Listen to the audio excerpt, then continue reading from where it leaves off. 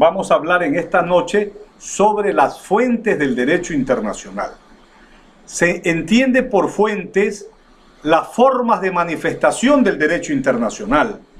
Tradicionalmente se ha tomado el artículo 38 del Estatuto de la Corte Internacional de Justicia, que tiene a su vez su antecedente en el artículo del mismo número del Estatuto del Tribunal Permanente de Justicia Internacional, como indicador oficial de las fuentes del derecho internacional. La doctrina es unánime en este sentido. Sin embargo, existe una gran discrepancia en lo que se refiere a la interpretación de sus alcances, como veremos más adelante. El artículo 38 del Estatuto de la Corte Internacional de Justicia dice textualmente, lo vamos a leer: 1. La Corte, cuya función es decir, conforme al derecho internacional, las controversias que le sean sometidas, deberá aplicar. O sea, cualquier controversia, cualquier pleito en el ámbito internacional, la Corte Internacional de Justicia deberá aplicar lo siguiente en la motivación de las resoluciones. A. Dice el artículo 38. Las convenciones internacionales, sean generales o particulares, que establecen reglas expresamente reconocidas por los estados litigantes. O sea, las convenciones internacionales, aquí está mencionándose los tratados internacionales, como vamos a estudiar posteriormente. B. La costumbre internacional, como prueba de una práctica generalmente aceptada como derecho. Aquí la costumbre internacional tiene una preeminencia de suma importancia como fuente del derecho internacional. C. Los principios generales de derecho reconocidos por las naciones civilizadas. D.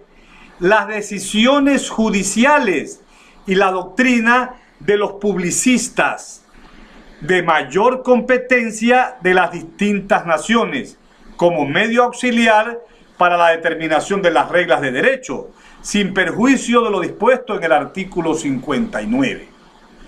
2. El numeral 2 del artículo 38 dice: la presente disposición no restringe la facultad de la Corte para decidir un litigio ex bono, si las partes así lo convienen.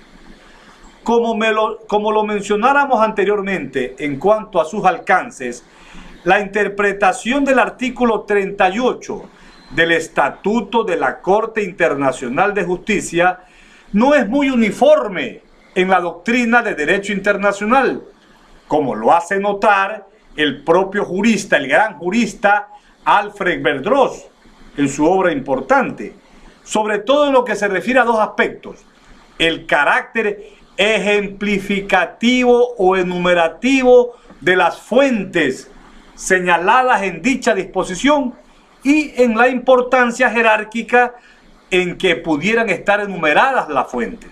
Al respecto, hay una corriente mayoritaria en la ciencia del derecho internacional que considera que el artículo 38 en cuestión tiene una terminología puramente descriptiva y no tiene por objeto restringir en forma alguna la operación de las fuentes que se describen.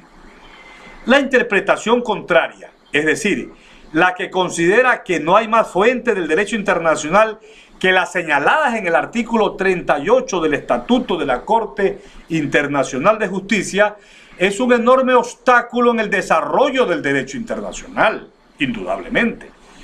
La adecuación del derecho internacional a las relaciones internacionales en constante transformación no sería posible con la existencia de un sistema cerrado de fuentes del derecho. Por otra parte, hay que tomar en cuenta la reivindicación que hacen los países de Asia y África en el sentido de que no participaron en la elaboración del sistema jurídico internacional. El sistema jurídico internacional que, como ustedes saben, se inicia en el mundo moderno en el año 1945, después de la Segunda Guerra Mundial, con la creación de la Organización de las Naciones Unidas. Y un sistema limitado de fuentes obstaculiza la creación de nuevas normas jurídicas de carácter más democráticos y más justos. En lo que respecta a la importancia jerárquica en que pudieran estar enumeradas las fuentes, aunque algunos autores opinan que los tratados constituyen la fuente más importante de normas de derecho internacional, en la práctica internacional esto no es así, ya que el juzgador ha aplicado indistintamente las fuentes sin tomar en cuenta un orden jerárquico. Por ejemplo, tenemos que en el caso de Nicaragua contra Estados Unidos, la Corte tuvo que resolver la controversia con base exclusivamente en la costumbre internacional.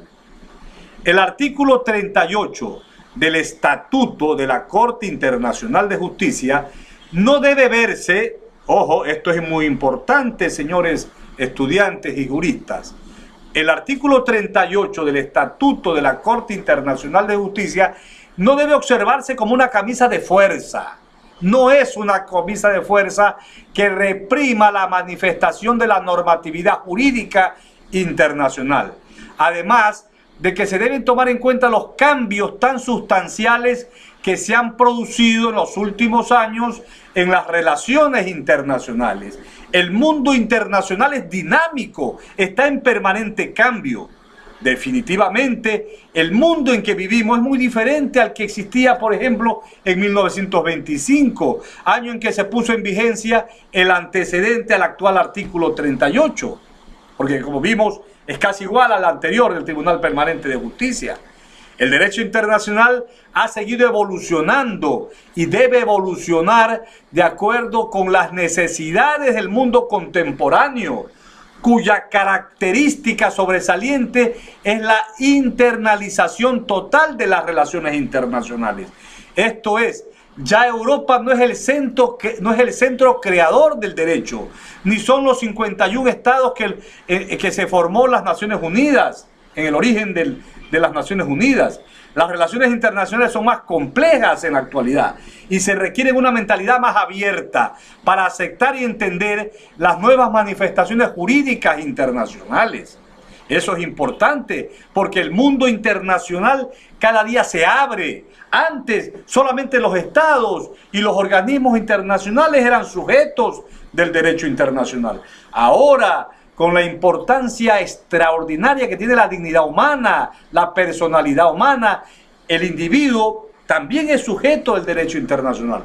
Ahora tenemos la internalización del derecho internacional humanitario, incluso los derechos humanos tienen una importancia cada día de gran relieve en el entorno internacional de la sociedad internacional. Veamos el artículo 38 del Estatuto de la Corte Internacional de Justicia como fuentes importantes del derecho internacional.